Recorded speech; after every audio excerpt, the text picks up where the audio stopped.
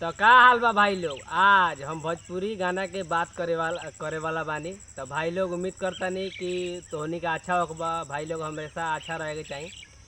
तो भाई लोग वीडियो ना बन पावत रहलक है। एक कारण रहलक है करीब वहीं तो बारिश इतना होत रहलक है कि बारिश में वीडियो ना बन पावत रहलक है। लेकिन फिर से हम आ गए बानी रोस्ट वीडियो बनावे। देखो टाइम वो मिलल बा तो चलो बिना कोनो लाड़वा लहसुन के वीडियो मतलब स्टार्ट करल जा। ना होला बर्दास ए हमरानी। तो रंजन भैया कहे के मतलब बा कि ना होला ये बर्दाश्त ये हमरानी। ये भैया अवन न लड़वा चटा दी बर्दाश्त होखे लगी ना यार। कुछ भी गा दे तरह अब चटबा तो मनो लागे लगी सब कुछ लगी। टेंशन काहे ले तरह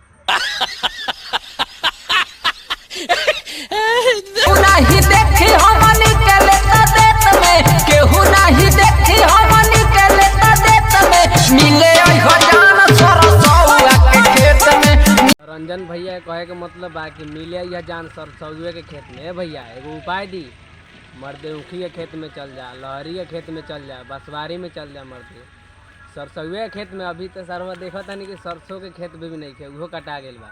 एगो काम कर अभी बसवारी में चल जा, वो सही रहे।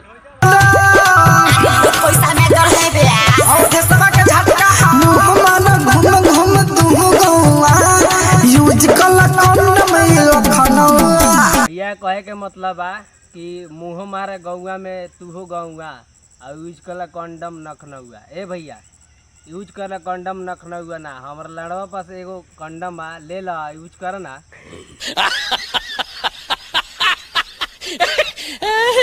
तनी बोला पूरा खाली बता हर में मोरी अब हमसे डलवा लो ए गोरी। सकल बलमुआ भैया के कहे के मतलब बा कि तोरा मोबाइल बा हमरा बा लैपटॉप, आवा ना भर दी गाना हम टॉप टॉप। तो कहे के मतलब है भौजी सकल बलमुआ लगे ना जाइह ना तो गाना के जगह 5 मिनट वाला फिल्म डाल दीहन आ फिर उ देख के तू पगला जेबू तो के तो के समारी हो। प्यारी समझ गई। केहू नहीं देखी हमनी के लेता देत में केहू नहीं देखी हमनी के लेता देत में। रंजन भैया कहे के मतलब बा केहू नहीं देखी हमनी के लेत देत में। डाउन करके हमारा तो भैया कहे के मतलब बा केहू नहीं देखी हमनी के लेत देत में। ए भैया कहीं ओकर भैयावा देख ली ना वही में निहुरा के गबर गबर पेली भैया तो हो गए। ठीक बा कह तरह केहू नहीं देखी हम तो दोनों गोड़ा के लेत देत में तो गलत फैमिली में बड़ा भैया। अगर मालवा के भैया तो और देख लेता तो वही में निहुरा के गबर गबर पेली मुँह में। ठीक बा समझ रहे हो समझ रहे हो।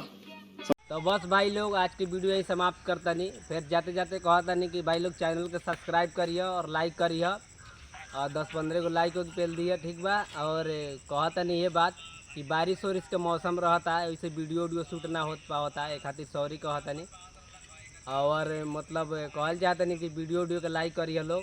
चला आज की वीडियो ही समाप्त करता नहीं। बाय।